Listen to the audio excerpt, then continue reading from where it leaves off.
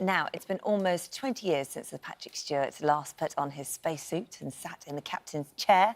But next week, he's boldly going back to one of his most famous roles. And as we're about to find out, Captain Picard won't be alone when Star Trek returns to the small screen with Picard. Yes, yes, yes, yes, yes. Sir Patrick Stewart joins us now alongside his Star Trek Picard co-stars Jeri Ryan and Isa Briones. And welcome. It's lovely to see you. Sir Patrick, thank you for coming back. It's interesting, actually, because you said at the end of that clip, thank you for not talking me out of this.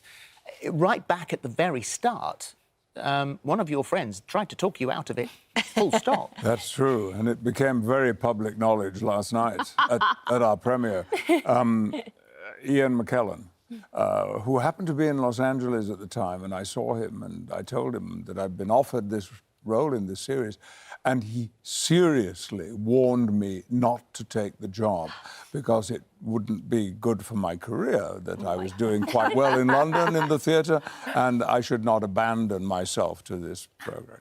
He has since then admitted he might have been wrong. How long did it take him? At what point? Was it the 7 seasons? Was it the 4 massive blockbuster movies? Well, I think it was. He and I were both rather naive about American Hollywood series. I didn't know that when I signed on, I was actually signing on for 6 years. Yeah, right. I just thought it was, you know, one session. But everyone told me at the time that you cannot revive an iconic series like the original one with Bill Shatner and Leonard Nimoy and so forth, and that we would be lucky to make it through the first season. So, I signed on. Somebody actually said to me, look, come to Hollywood, make some money for the first time in your life, get a suntan and go home.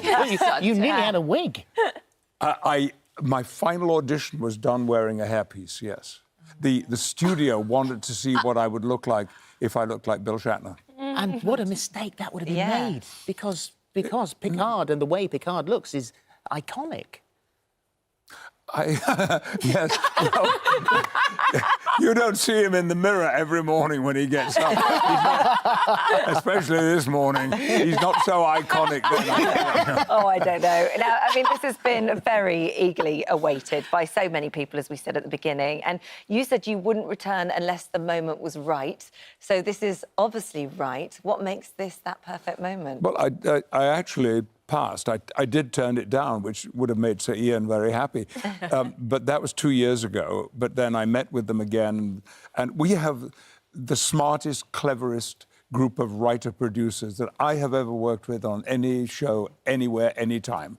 And listening to them on my second meeting with them, what they were pitching to me in terms of Picard's storyline in this and how they were going to set up a different kind of world, a different kind of universe from the one we'd seen before, got my attention so fiercely that I began to realise that it was something I must do. Yeah, well, Admiral Picard, it was obviously the passage of time, he's retired and he's tending the family vineyard. And I would be right in saying, especially, you know, knowing the man as we do, the character that we do, was not ready for retirement. Not at all, no. It was a falling out. As we do discover something about the backstory in this first episode. There was a brutal disagreement between what he was doing and what Starfleet wanted him to do and what the Federation wanted him to do. It was politics. And so that plays a role in what we're doing, and we always like to reference a little bit the present time. Well, it's lovely with Jeri and your character, 7 of 9. I mean, it's from the Voyager series, and that was 90s, wasn't it? So, yeah. 20 years ago. The world has moved on a long way now, so I'm assuming that 7 of 9 is also done moved on as well. Yeah, this is a very different 7 that we're seeing. She's been through a lot of ugly stuff. She's very resilient. She's a little hardened, a little cynical, not necessarily buying into the idol worship with Picard. She's a little leery of him, I think, as a representative of Starfleet, who she thinks has totally dropped the ball. Right.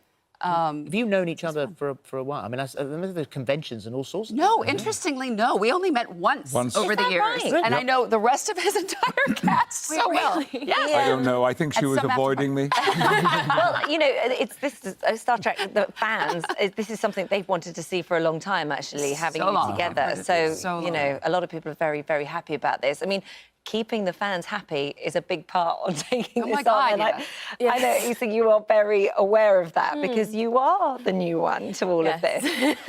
So did you feel that pressure of being part of it?